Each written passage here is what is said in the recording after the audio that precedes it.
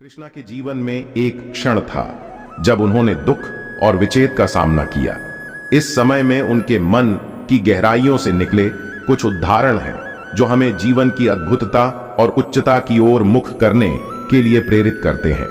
जीवन की मिठास और कड़ाकशी को एक साथ मिलाकर ही समझा जा सकता है।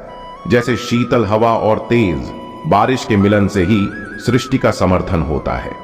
अपनी आत्मा की खोज में हमें दुख की गहरी झील में डुबकी लगानी पड़ती है, लेकिन उससे उभरकर ही हम आत्मबोध की प्राप्ति कर सकते हैं।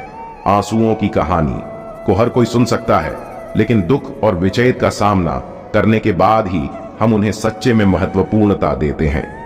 जीवन का सफर सुख और दुख का संगम है और हमें इसे साहसपूर्वक अपनाना होता है।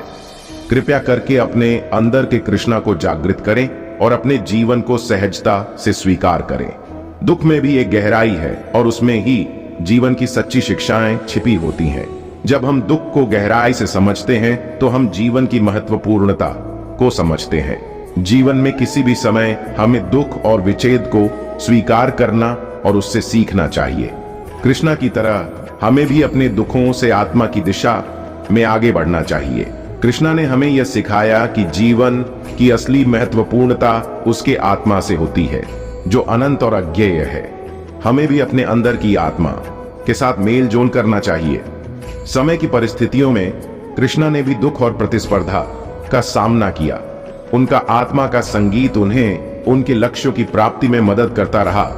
कृष्णा का दुख उनके मन की गहराइयों में छिपा हुआ था, लेकिन उन्होंने उसे आत्मा की खोज में बदल दिया। हमें भी अपने अंदर के कृष्णा को पहचानने की कोशिश करनी चाहिए।